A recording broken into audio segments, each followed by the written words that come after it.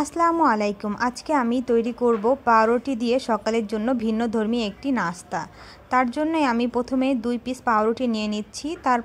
এখন আমি পাউরুটির পাশে যে লাল অংশ রয়েছে সেটাকে আমি কেটে বাদ দিয়ে নেব। এটা করলে পাউরুটিটা খেতে বেশি মজা লাগে এবং দেখতেও অনেক বেশি সুন্দর হয়। তার জন্যই আমি সাইড দিয়ে এগুলো সবগুলো কেটে নিলাম। 2 পিস ভালোভাবে কেটে নেওয়া হয়ে গেলে আমি ফ্রাই প্যানে বাটার দিয়ে নিচ্ছি। মূলত বাটার দিয়ে এই নাস্তাটা তৈরি করলেই খেতে বেশি ভালো হয়। তার জন্যই আমি ফার্স্টে প্যানে বাটার দিয়ে নিয়ে তারপরে পাউরুটিগুলো দিয়ে ভেজে নেব। এখন আমি পাউরুটিগুলো দিয়ে নিচ্ছি। এখন আমি এপাশ ওপাশ উল্টিয়ে বাটারের মধ্যে রুটিগুলো ভালোভাবে ভেজে নেব। তারপরে এখানে আমি একটি ডিম সিদ্ধ করে নিয়েছি। এখন আমি ডিমটাকে টুকরো টুকরো করে কেটে নেব। এইভাবে আস্তে আস্তে করে সিদ্ধ ডিম কেটে নিতে হবে।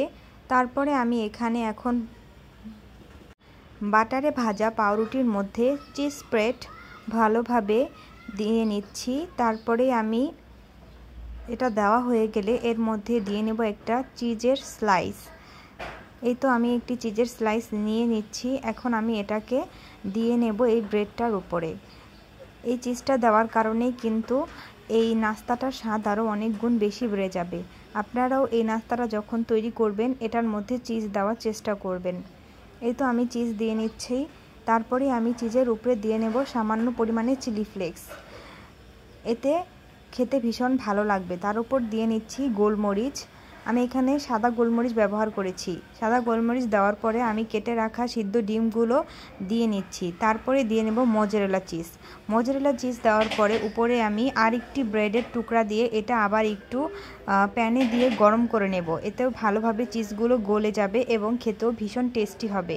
এই তো আমার সকালের ঝটপট একটা ইজি মজাদার নাস্তা তৈরি হয়ে গেল। এখন আমি এটাকে মাছ দিয়ে কেটে নিচ্ছি। তারপরে আমি এই নাস্তাটা সার্ভ করে নেব। ভীষণই মজাদার চিজি এই নাস্তাটা আপনারাও সহজেই বাড়িতে তৈরি করে খেতে পারেন। ভিতরে চিজে পরিপূর্ণ আর সিদ্ধ ডিম খেতে ভীষণই ভালো হয়। এই